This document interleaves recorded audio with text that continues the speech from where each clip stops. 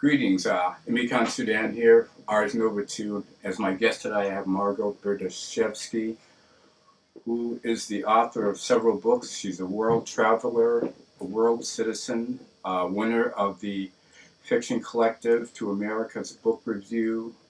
She's also won the Ronald Sukenick Innovative Fiction Prize. And she's the author of several books, Beautiful Soon Enough, But a Passage in Wilderness, and her most recent book of poetry is Between Soul and Stone. Welcome, Margo. Thank you.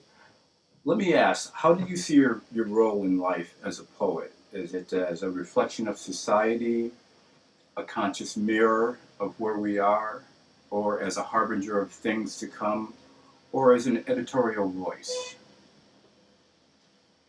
I hope it's all. I believe that to be a poet means to be both a voice in my time and of my time. And I live in a time that's terrifying to everybody I know. And so to have a voice in this time means to allow for whatever honesty I can touch as a writer, as a human, as a soul, and to bring that as I would in any art form, because I believe all of the art forms are actually married. The art forms, whether it's acting, whether it's writing, whether it's music, whether it's the visual arts, they all belong to one another in the sense that they need to begin with a basis of truth. And I don't just mean that in the Keatsian way. I don't mean beauty is truth and truth is beauty. I mean that if we access the truth from the soul, then we have a right to offer it to others. I'll go on with this, and I'll speak more to what you're asking me, because editorial voice, I can't change the world. I can't edit the world, but I can do my little drop of water into the ocean. And if my words have any weight at all, they don't weigh any more than a drop of water. But they change the pool that they fall into. And if I'm an authorial voice, I'm making it up as I go along because I'm still alive. I remember reading something that Robert Bly, the poet Robert Bly, said when he was giving a reading at a university. And he said he was reading a poem, and in the middle of the poem he stopped, and he went back and he changed the line completely. And he said, "Oh, there, that's better." And there was a time when writers etched their words in stone. The petroglyphs in Hawaii, which is a land that I was privileged to live in for a long time, what those people had to say was etched in stone. But for me as a writer, as long as I'm alive, I can change it. I say it today, and if I stand up to read it tomorrow, maybe I'll find a better way to say it. And in that sense, I will still be authorial. Let me jump to a poem that's the opening poem in the book Between Soul and Stone, because it speaks to both my writer's stance, but also my woman's stance, also my human stance, and my spiritual stance. And I don't think I have a right to write, actually, without addressing all of those.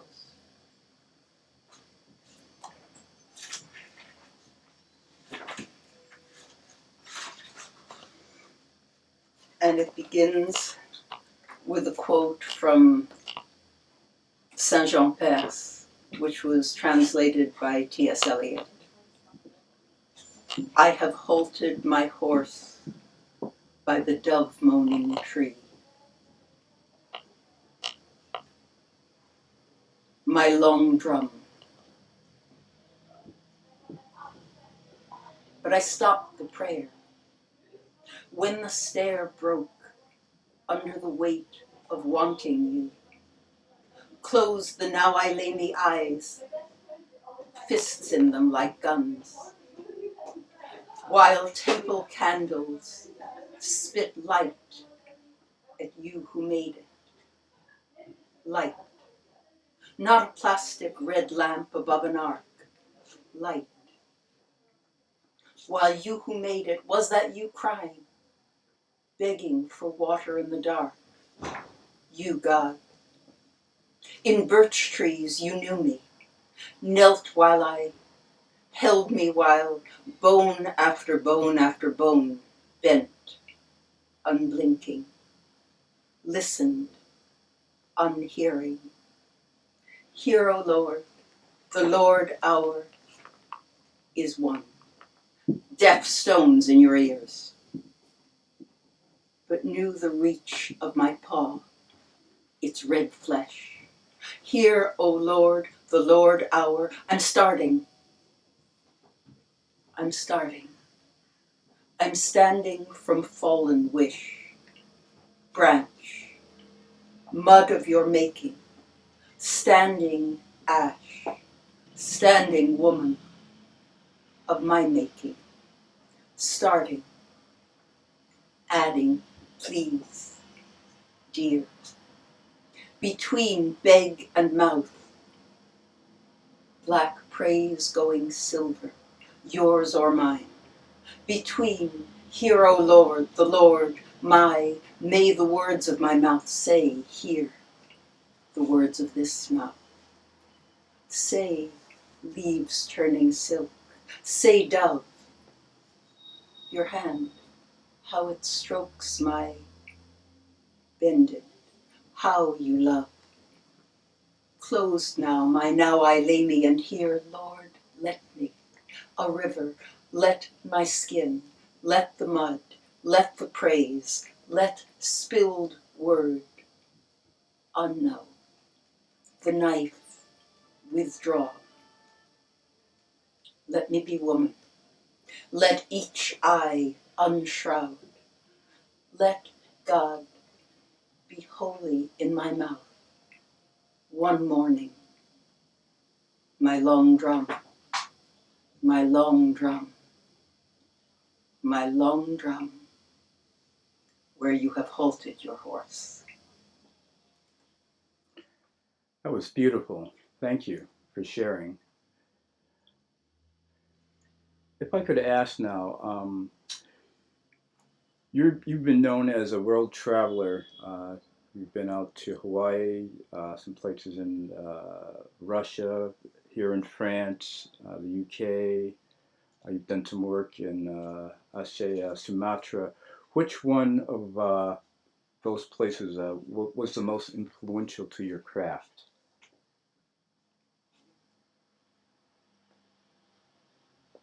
Where I'm sitting right now. Wonderful, wonderful. I have to say something.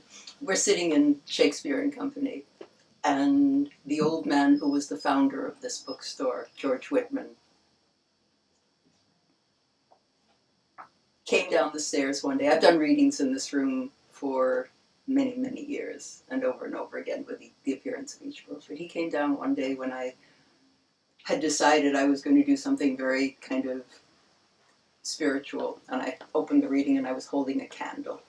And he walked in through that door, and I handed him the candle as a way of respect that the owner of the shop was walking in.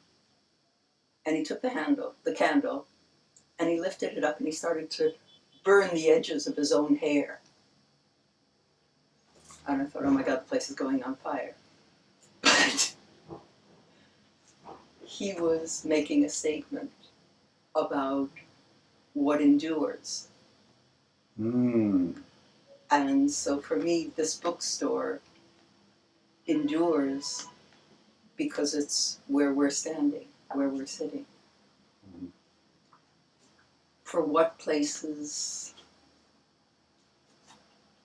have changed me, I would have to say 10 years ago this week, I went to Aceh, Sumatra, at the behest of a very dear friend of mine who's a midwife in a village there. And she knew me as a writer, she knew me as a photographer, she knew that I had had some training in hands-on work to help people. And she called me when she arrived in the disaster zone because she was setting up a clinic for the survivors. And she said, I need you to come. I need your hands, I need your eyes, I need your words. Will you come? And I was on the next plane. And I arrived and I looked at her and I said, oh my God, I'm scared. And she pointed to someone there in the disaster zone because by then we had flown in on a tiny Red Cross plane. She said, you see that woman? She lost everything. She lost her family. She lost her children. At the moment when the wave came, the family had decided to stay together, to wrap their arms around each other so that the weight of themselves collectively would keep them together no matter what happened. And in the end, she was the only one who survived. And my friend said to me, if that was you and me, would you still be scared or would you stay? And I stayed and I wrote. And I saw nothing less than the end of the world. And so this is what I wrote for her and for that time, which unfortunately, if we look at our planet, is not much different this week than 10 years ago. It's called After the End, After the Beginning. Tears in the eyes of fishes. Basho. After the end of the world, the dragonflies are the first returning. Frogs in chorus in a lead-weight rain, the bones of buffalo pissing.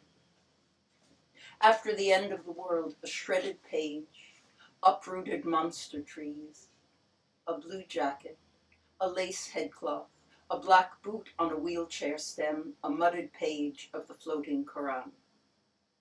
After the end of the world, flooded rice fields, a blind child seeing ghosts of ghosts, stabs his forefingers in his eyes, screaming. After the end of the world, Ayesha is chopping chilies to spice our gruel. I was crazy, but now I sing for the world, she says, and says, and says again. After the end of the world, a crazy woman who loves God singing ahead of the heat. After the end of the world, a woman who sings that the bad ones perished. Allahu Akbar, in the next hot dawn, again and again, ever after.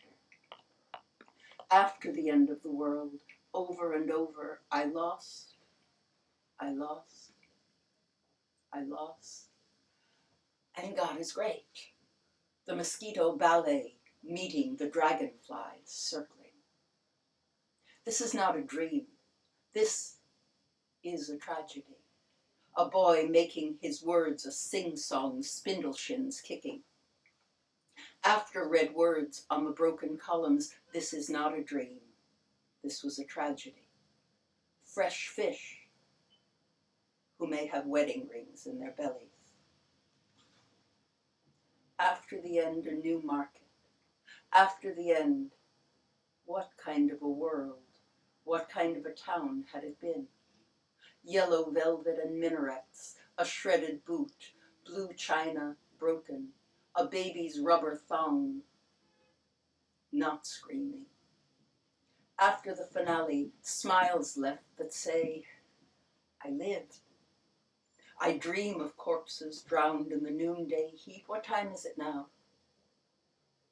After the end of the world, the taro plant blooms in another language, its floodroot fetid emerald in the mud. After the end of the world, bruised, dirty, determined Sisyphus, whoever breathes, rebuilds. Aceh, December 26, 2004. Okay. You have a history of living in Hawaii. Could you comment on your time there and from that period to the environmental changes that have altered the life there today? When I was on the plane on the way to Hawaii the very first time, I wrote myself a note in my notebook, and it said, "The lessons you have to learn are waiting for you." And I didn't know what that meant. I had no idea. But I very quickly was welcomed by the Hawaiian community there. And that's unusual. I mean, I'm what they call a haole girl. I'm a blonde, I got white skin. I come from a background that were their colonizers. Mm. And America has colonized many places. Hawaii just happens to be one of them. And so one of the lessons that I went there to learn was what it was to be a minority. And as many of us in this world, that's something to be learned. That's something to be learned, that's something to be integrated, that's something to be humbled by. Because whoever we are,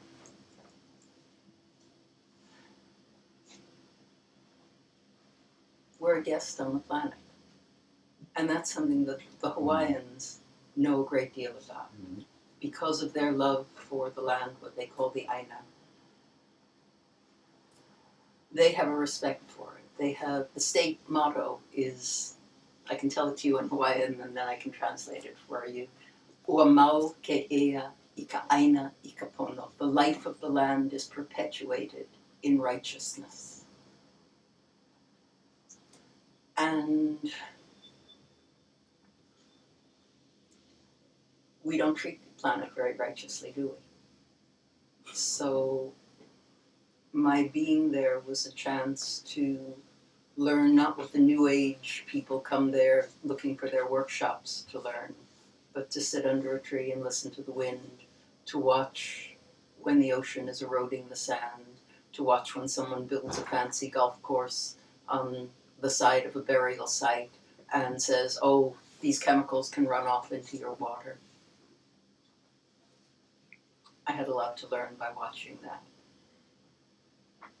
But what I think we all have to learn right now is that the entire Pacific Ocean has been impacted by the obliviousness that led to Fukushima.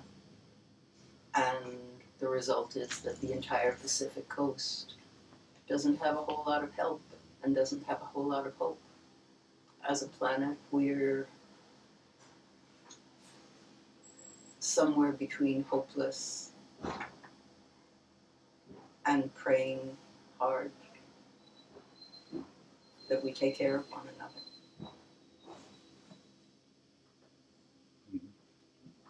So that was what Hawaii was for me. And it remains so. I mean, I walk into any place that I travel now, and I walk in as someone who has something to learn.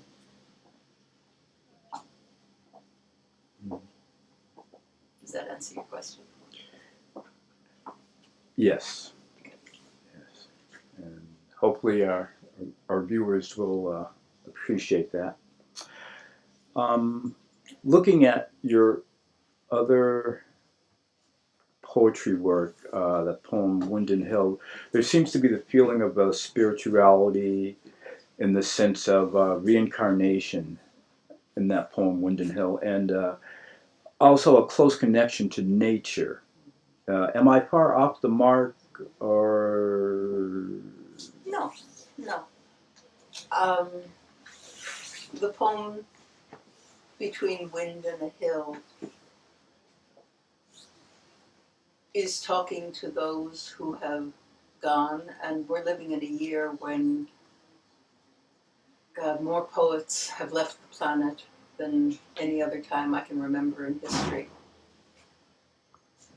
And I hope they're having a hell of a party on the other side, because they're not amongst us, and that means that it's us and it's our generation, it's the generations that come after us that have an obligation to language, have an obligation to lyricism, have an obligation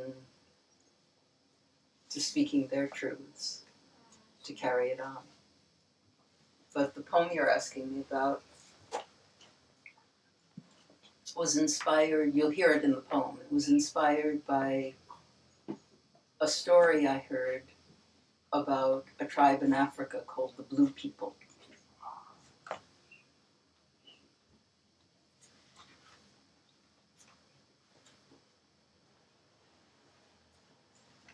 Wind and a hill. Let me remember when I am born. The poets are dying, darling. It frightens me. I try forgetting. With no memory, would I cry? I want to be remembered when I am born. I've tried no history, tried to fathom no homeland, no window. Said any window will do. Said please have no medals for wars, no gravestone thorns, no vines, no mama's name, mother, what's your maiden name, child, who's your father? Could that be better when I am born? Give me wind and an invisible hill. No country. Remember my hand on your sex or your breast, that I was a woman in a window when I die and when I am born. Or serpentine birds, their twisting raw flesh underbelly necks, balletic in contortions, or a girl in socks, her crook-necked staff, her hand of Christ turned to him, sermon burning.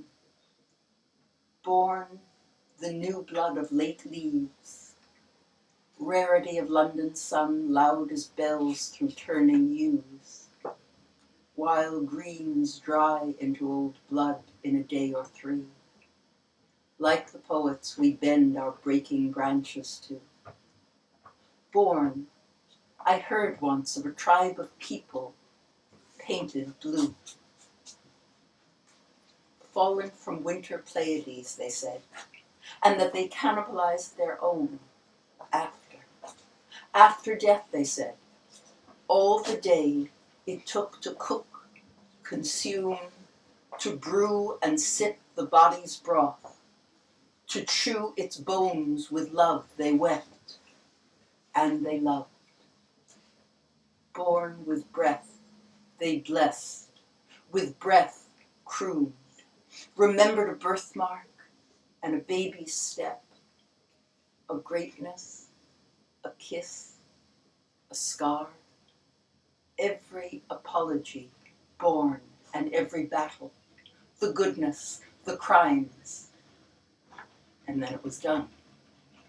When all in their tribe had eaten well and mourned well and laughed, when they had spoken of and remembered, born they quieted. And taboo said that born the name of one dead would never be spoken. In silence, one would become them, swallowed, born, unborn. But the friends are dying, darlings. We are so afraid. I try forgetting. My body, my words, my tribe. With no tribe, I want wind, the unseen hill, in no country.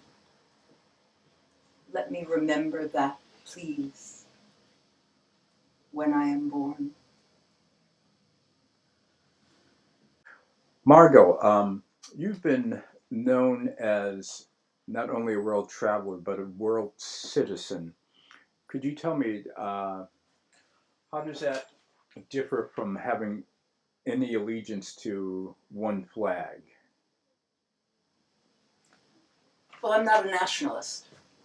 I'm not an American nationalist. I'm not a French nationalist or a Russian nationalist or any other kind of nationalist, because my own personal truth is that nationalism is an excuse for war.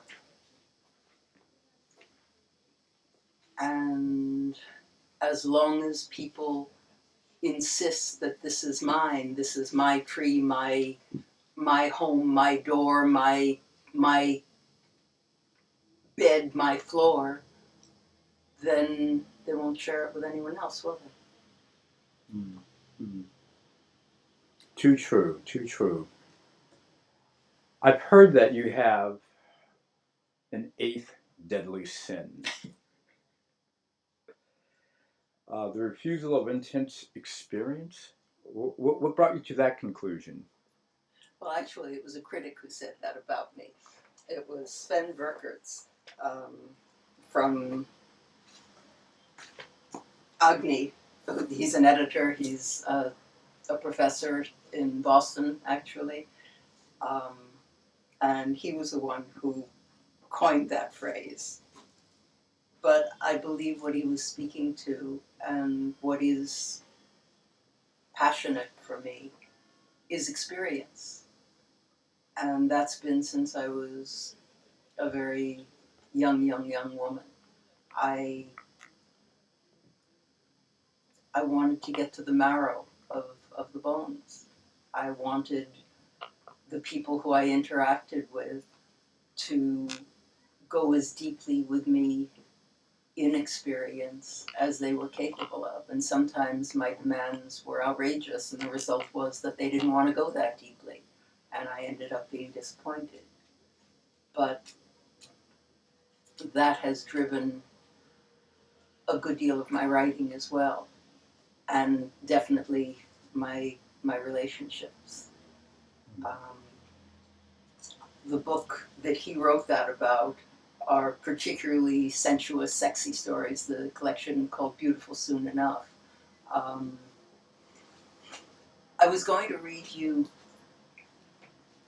the version that became a poem from Between Soul and Stone, but if I read it to you in this, I think you'll get a sense of what we're talking about.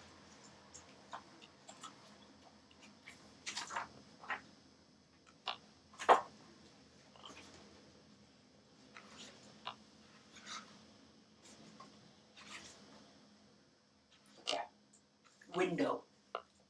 She hated St. Valentine's Day, a woman in a garter belt, and a moth who feeds on spice.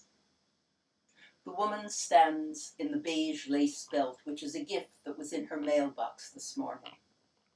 She had said, I will not celebrate Love's Day anymore, unless or until some good man sends me beautiful lingerie in my letterbox. And then it happened. She is standing at her window, wearing the gift. Outside, it is Wednesday noon and beautifully, delicately snowing. Inside, she's warm and she's at her window. Below in the flying snow, he is watching. She makes a sign with the fingers of one hand, like a butterfly. And he knows he may visit now. When he enters her room, it is with another small gift, a square thing wrapped 3 times in tissue papers the color of chrysanthemums. The mauve, the plum, the deepest red. She opens it like an eager child, a tiny cricket cage, like the ones in street markets in Hong Kong. Not a cricket in it, though. Not a cricket in it, though. A spice moth. She takes the wonderful new gift and carries it to the window. Then she opens it quickly, sends the moth out into the fluttering white. It will die, he says. She frees the man as she closes the blind. He will forever speak of this woman. No wife can bear to listen.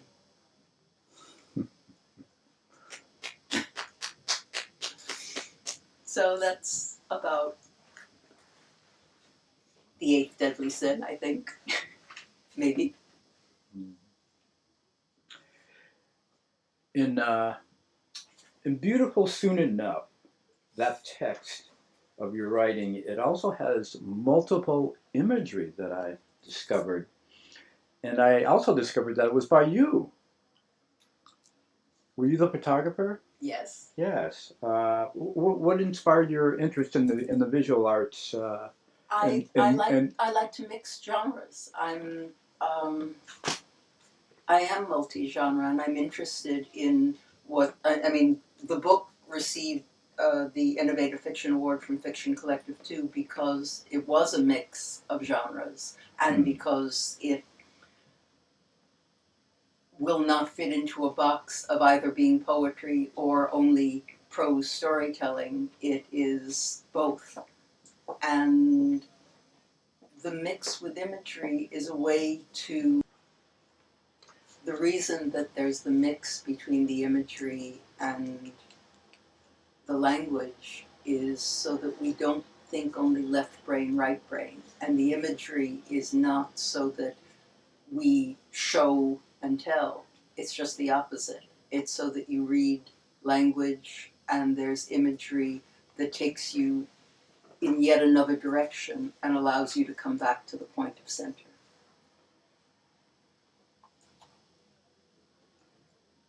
And because I'm an image maker, and because I'm a collagist, and I steal from myself. I steal from my own images that I make as a photographer. I steal from the metaphors that I write as a poet, and I bring them back to life through the next form and the next form that I'm able to create. So it sounds like we'll see more of your photography as well as your written work too. Oh, sure. Good. Um, I believe, this is just my own personal belief, I believe that artists, musicians, and writers are the interpreters of the pulse of the mundane terre-à-terre world. And as a world traveler and citizen, what is your take on the pulse of life today? It being January, beginning of a new year, 2015.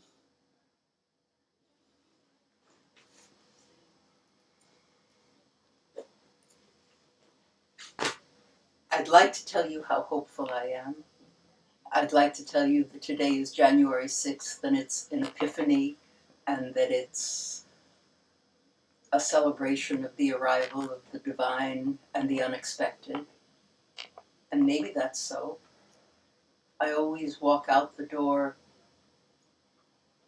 thinking if I don't trip and break my neck, I might find a beautiful flower at my feet, or I might run into someone I might fall in love with. But what I believe much more cynically is that we're fucked. What I believe much more cynically is that we're living in a moment when we haven't learned how to love one another. And if we don't, then we have no hope. And you're speaking globally. I'm speaking globally.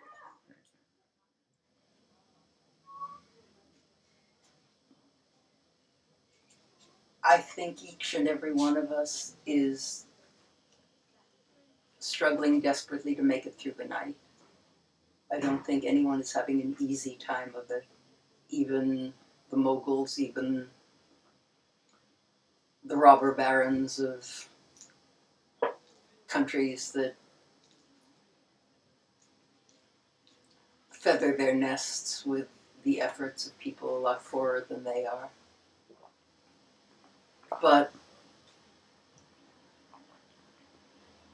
I think we have maybe one last chance And our last chance is how we might take care of one another.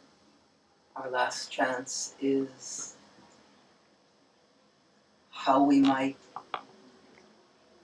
reinvent the meaning of love, because the things that we've said about it up until now haven't yet worked for us. We haven't learned that it's not about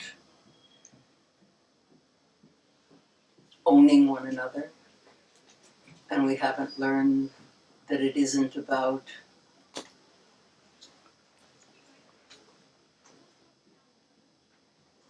forming one another in our own image, or our own religion, or our own political system. We haven't learned any of that. And so if we have any hope, it's that we go naked with ourselves and with one another. And I mean naked spiritually, I mean naked emotionally. And say, okay, this is all I am. I'm just a body, you're just a body. I'm just blood and water, you're just blood and water. And I have to make it through tonight. Will you join me in making it through tonight?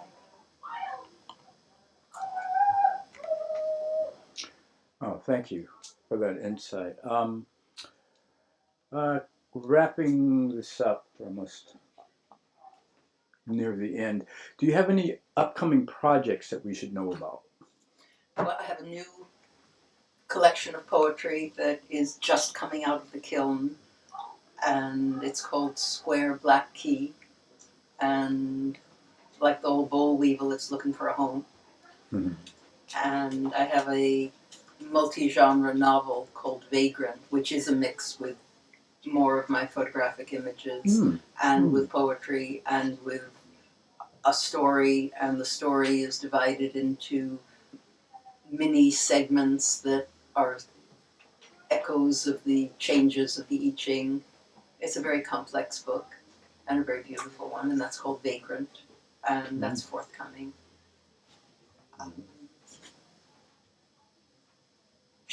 Other than that, it's tea time.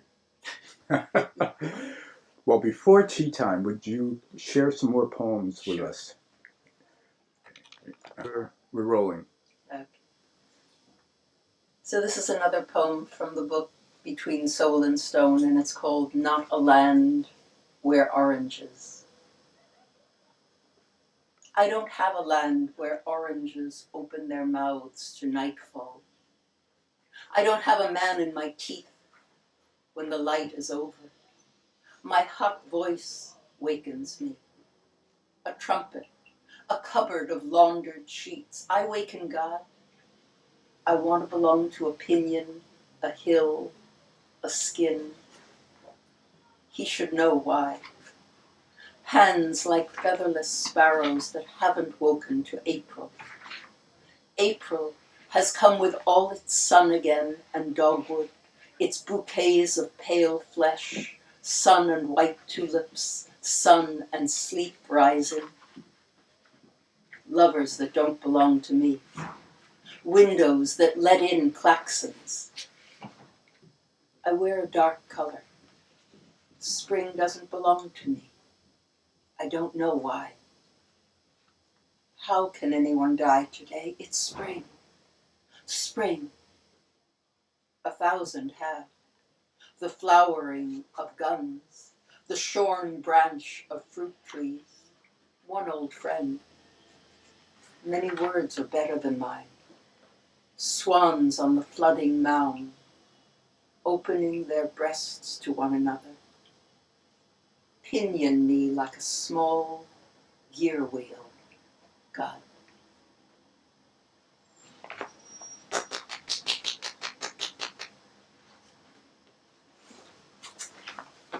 And this is called Of the Songbird.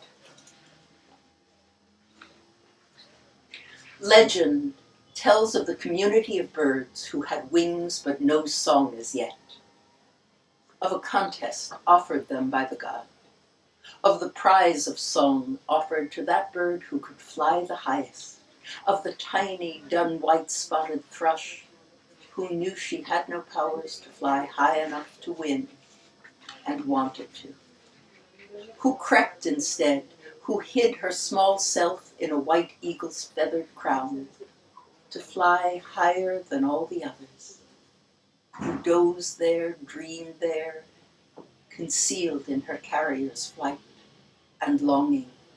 And when her eagle tired, she who knew and bounded out and upward farther still, of the coveted prize of song she heard and learned there, in the heights, of the thrush who returned with the song of spears in her thirsty small throat, who knew she had won by cheating, who saw the gathering of birds below, a community, receiving each their entitled songs. Legend of the thrush who went away then, hid in the deepest of forests out of shame, but who could not help her song from rising, even in those stands of webbing vine and shadow, of a quest for beauty, of goodness as we barely know it, but beg to receive it, that brings us to longing only. Frailty, that rarely like the thrush, the gorgeous song in us, climbs. A bird, ashamed of its arriving at a possession of beauty by unsanctified means, a slouching off to such a dim-lit place where the song erupts in spite, its open-winged remembering, seining from the quiet.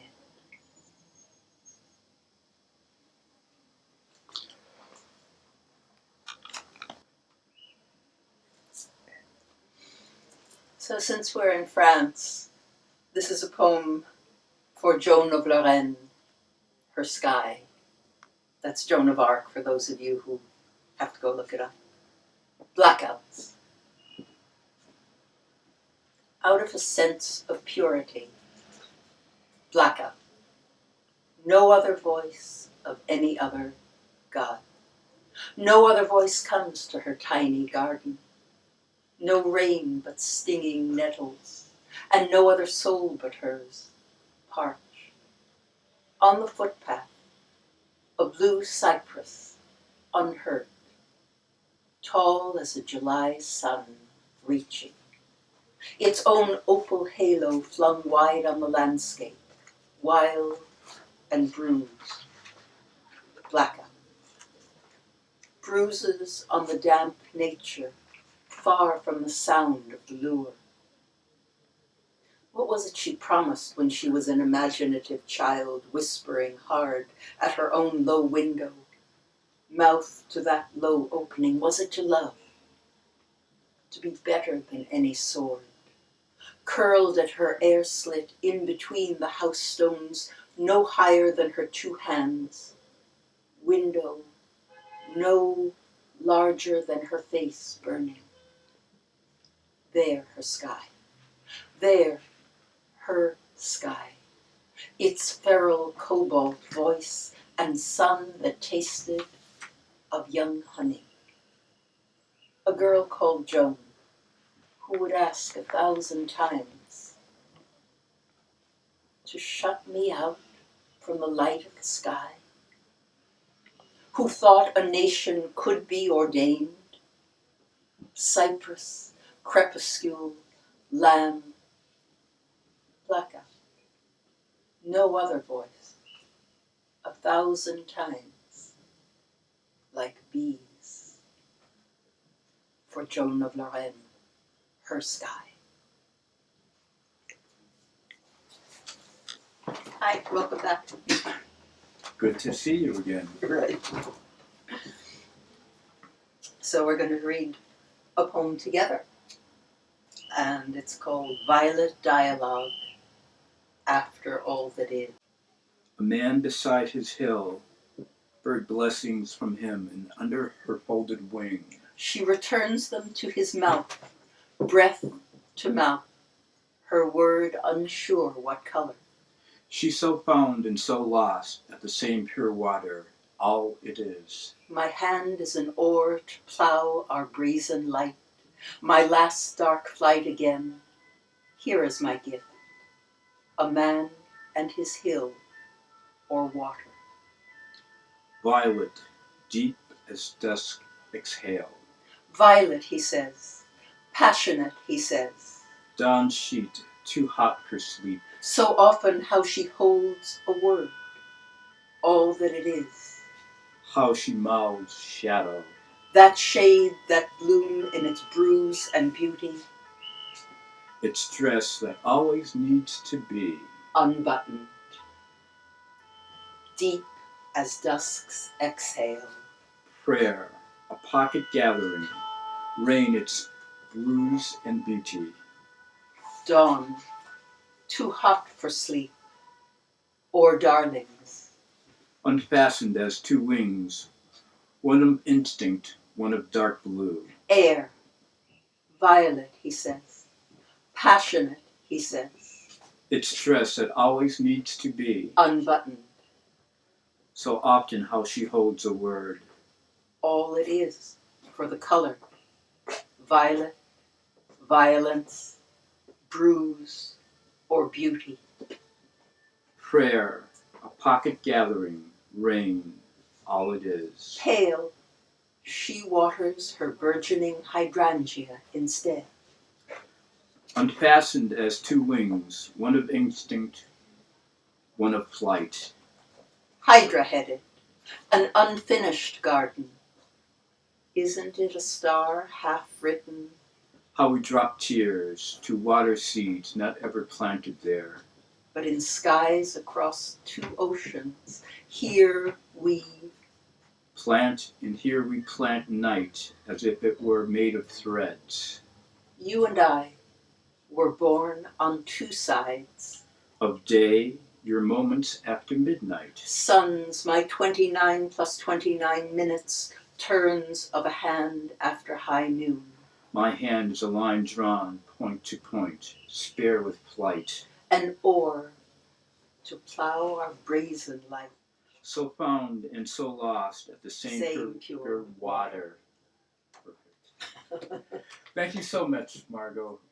It's a pleasure, Emikan. Yes, Thank and you for inviting me. We're live here at the Shakespeare and Company books shop in Paris, France. This is ArsNova2, and I hope you enjoyed our presentation. And thank you, Shakespeare and Company, and thank you, Sylvia, and thank you, George, wherever you are.